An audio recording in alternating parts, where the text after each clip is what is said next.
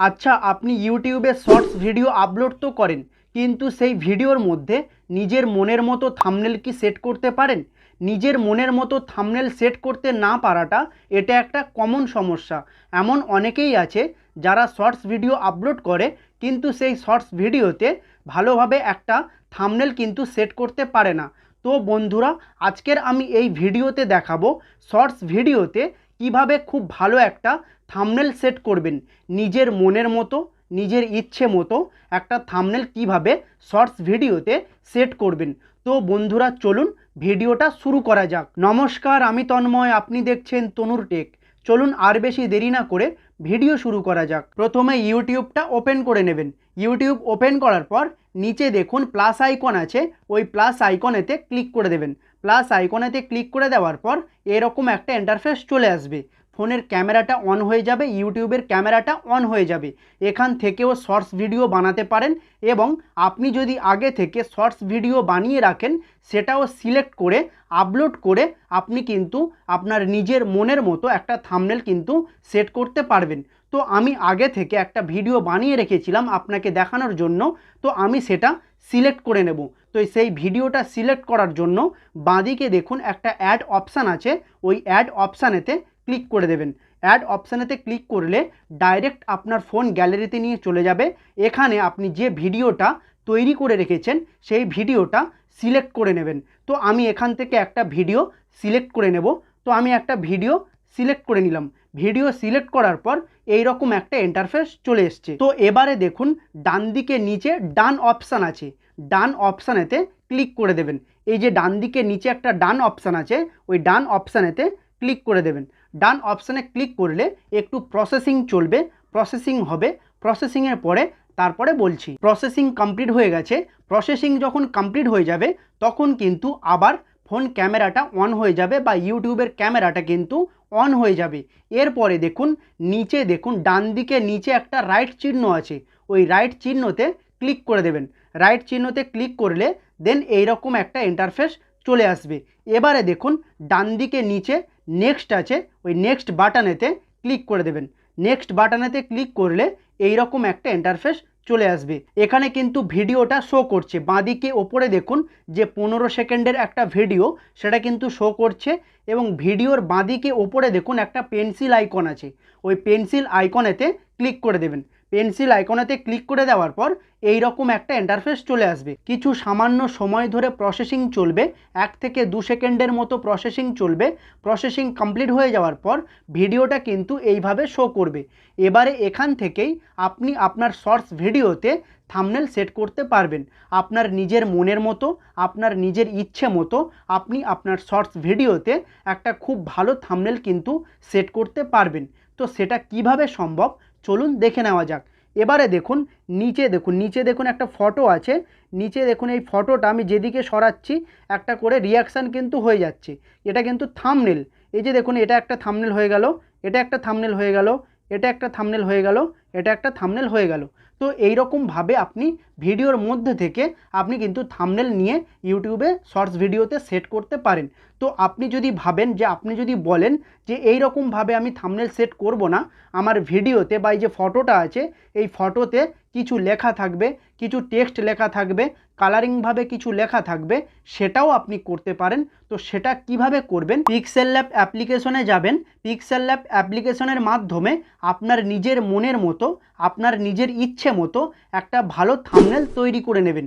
এবারে আপনি যখন আপনার শর্টস ভিডিওটা এডিট করবেন, এডিট যখন কমপ্লিট হয়ে যাবে তখন ভিডিওর শেষে, ভিডিওর এন্ডে সেই থাম্বনেলটা 1 থেকে 2 সেকেন্ডে অ্যাড করে দেবেন। সেই থাম্বনেলের ফটোটা সেই ভিডিওর শেষের দিকে 1 থেকে 2 সেকেন্ডের মতো কিন্তু সেট করে দেবেন। সেট করে দিয়ে ভিডিওটা সেভ করে নেবেন। ভিডিওটা এক্সপোর্ট করে নেবেন, সেভ করে নেবেন ফোনের গ্যালারিতে। তারপরে যখন আপনি ইউটিউবে আপলোড করতে আসবেন তখনই কিন্তু আপনি সেই থাম্বনেলটা পেয়ে যাচ্ছেন। তো আমি এরকম বললাম এবং প্র্যাকটিক্যালি আমি দেখিয়ে দেব। তো চলুন প্র্যাকটিক্যালি দেখিয়ে দিই। পিক্সেল ল্যাব অ্যাপ্লিকেশনের মাধ্যমে কিভাবে থাম্বনেল বানায় সেটা আমি এই ভিডিওতে দেখাবো না। অলরেডি আমি ভিডিও আপলোড করে রেখেছি কিভাবে পিক্সেল ল্যাব অ্যাপের মাধ্যমে থাম্বনেল বানাবেন। সেই ভিডিওটা কিন্তু দেখে নিতে পারেন, আমি ডেসক্রিপশানে লিঙ্ক দিয়ে দেব, ওখান থেকে দেখে নিতে পারবেন এবং দেখে খুব সহজভাবে খুব সহজ পদ্ধতি দিয়ে আমি দেখিয়েছি কিভাবে পিক্সেল ল্যাব অ্যাপের মাধ্যমে থাম্বনেল তৈরি করবেন। তো ওখান থেকে দেখে নিয়ে শিখে নিতে পারবেন। তো আমি এবারে এখান থেকে আমি দেখাবো যে ভিডিও এডিট করার সময় থাম্বনেলটা কিভাবে সেট করবেন অথবা কিভাবে অ্যাড করবেন 1 থেকে 2 সেকেন্ডের মতো ভিডিওর মধ্যে, ভিডিওর এন্ডে, ভিডিওর শেষে কিভাবে থাম্বনেল অ্যাড করবেন। তো চলুন সেটা দেখে নেওয়া যাক। তো আমি ইনশর্ট ভিডিও এডিটর অ্যাপ দিয়ে দেখাবো। আপনারা যে ভিডিও এডিটর অ্যাপ দিয়ে আপনারা ভিডিও এডিট করেন সেই ভিডিও এডিটর অ্যাপ দিয়েও করতে পারেন বা ইনশর্ট দিয়েও করতে পারেন, আপনাদের ইচ্ছা। তো আমি ইনশর্ট দিয়ে আপনাদেরকে দেখাবো। তো চলুন আমি ইনশর্টে চলে যাব। এখান থেকে ডাইরেক্ট মিনিমাইজ করে আমি ইনশর্ট অ্যাপে চলে যাব। তো এখানে দেখতেই পাচ্ছেন 15 সেকেন্ডের শর্টস ভিডিও আমি এডিট করেছি।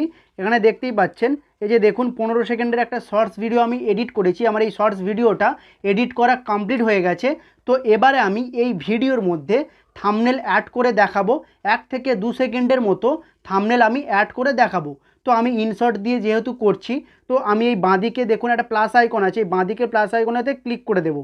বাঁদিকে প্লাস আইকনেতে ক্লিক করে দেওয়ার পর নিচে দেখুন ভিডিও ফটো আছে, ওখানে আমি ক্লিক করব। এবারে পিক্সেল ল্যাব অ্যাপের মাধ্যমে যে থাম্বনেলটা আমি তৈরি করেছিলাম সেটা আমি সিলেক্ট করে নেব।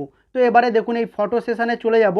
ফটোতে গিয়ে এখানে আমি যে ফটোটা আমি তৈরি করেছিলাম বা যে থাম্বনেলটা আমি তৈরি করেছিলাম পিক্সেল ল্যাব অ্যাপ্লিকেশনের মাধ্যমে সেটা আমি সেট করে দেব। তো আমি সেটা সেট করে দিলাম। এবারে এই যে রাইট চিহ্ন আছে নিচে, এই রাইট চিহ্নতে আমি ক্লিক করে দিলাম। এবারে দেখুন এই যে দেখুন ভিডিওর শেষে কিন্তু থাম্বনেলটা কিন্তু অ্যাড হয়ে গেল। এবারে আমি এখান থেকে একটু বাঁদিকে নিয়ে চলে আসব, টেনে নিয়ে চলে আসবে 1 থেকে 2 সেকেন্ড। এখানে কত সেকেন্ড দেখাচ্ছে? 4 সেকেন্ড। ঠিক আছে, 4 সেকেন্ডই আমি রাখলাম। তো এখানে 4.4 মানে 4.4 সেকেন্ড আমি রেখে দিলাম।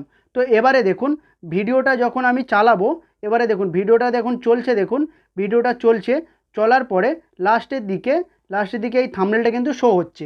এবারে এই ভিডিওটা এক্সপোর্ট করব অথবা সেভ করব।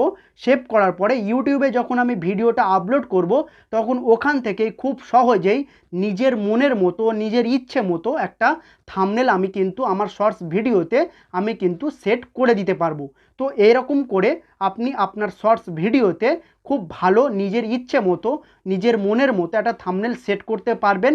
এইরকম খুব সহজ পদ্ধতি দিয়ে আপনি যে শর্টস ভিডিওটা এডিট করেছেন, এডিট কমপ্লিট হয়ে গেলে ভিডিওর শেষে 1 থেকে 2 সেকেন্ড অথবা 4 সেকেন্ডে একটা থাম্বনেল সেট করে দেবেন।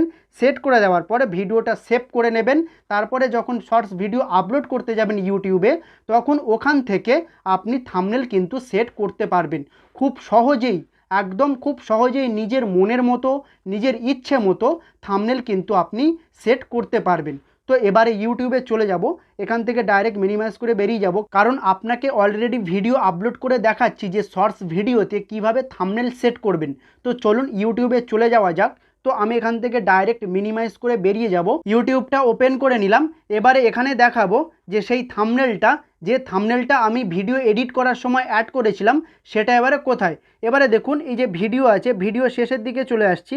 ভিডিও শেষের দিকে আসলে দেখুন থাম্বনেলটা কিন্তু এখানে আছে একদম শেষের দিকে। 1 থেকে 2 সেকেন্ডের মতো বা 4 সেকেন্ডের মতো থাম্বনেলটা আমি সেট করে দিয়েছিলাম, সেই থাম্বনেলটা কিন্তু আমি পেয়ে গেছি। তো আপনি যখন আপনার শর্টস ভিডিও এডিট করবেন, ভিডিও যখন এডিট কমপ্লিট হয়ে যাবে তখন ভিডিওর শেষে 1 থেকে 4 সেকেন্ডের মধ্যে একটা থাম্বনেল কিন্তু অ্যাড করে দেবেন।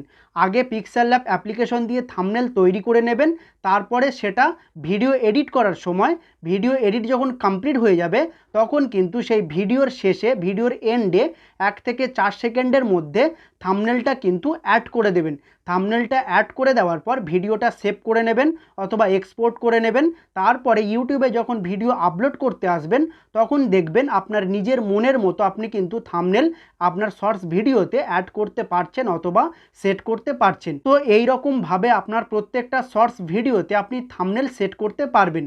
তো এবারে দেখুন, এবারে ডান দিকে রাইট চিহ্ন আছে, রাইট চিহ্নতে ক্লিক করে দেবেন। রাইট চিহ্নতে ক্লিক করে দেওয়ার পর এইরকম একটা ইন্টারফেস চলে আসবে। এবারে আপনি যেমন শর্টস ভিডিও আপলোড করেন, টাইটেল লিখে, ডেসক্রিপশান লিখে, ট্যাগ লিখে যেমন ভিডিও আপলোড করেন সেরকম আপলোড করে দেবেন। এখানে দেখুন লেখা আছে ক্যাপশন ইয়োর শর্টস। ক্যাপশন মানে অর্থাৎ যে আমরা টাইটেলটা লিখি, যে টাইটেলটা হয় সেই টাইটেল, এখানে টাইটেল লিখবেন, ভিজিবিলিটি পাবলিক করে দেবেন, তারপরে ট্যাগ লিখবেন, ডেসক্রিপশানে লিখবেন, হ্যাশট্যাগ দেবেন, দিয়ে নিচে দেখুন আপলোড শর্ট বলে লেখা আছে, ওই আপলোড শর্টেতে ক্লিক করে দেবেন। আপলোড শর্টেতে ক্লিক করে দিলে ভিডিও কিন্তু আপলোড হতে শুরু হয়ে যাবে। এখানে দেখুন আপলোডিং টু ইয়োর ভিডিওস, তারপর ডান দিকে লেখা আছে সি ভিডিওস। সি ভিডিওসে ক্লিক করে আপনি দেখতে পাবেন যে আপনার ভিডিওটা কত পার্সেন্ট আপলোড হচ্ছে, কত পার্সেন্ট আপলোড বাকি আছে, এরকম দেখতে পাবেন।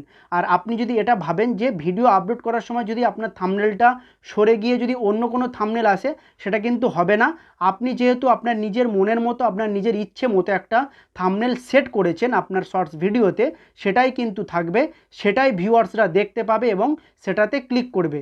এবং থাম্বনেলে যদি ক্লিক করে আপনার ভিডিওটা অটোমেটিকলি অন হয়ে যাবে, ভিডিও দেখবে, ভিউজ বাড়বে, ভিডিও ভাইরাল হতে শুরু করবে।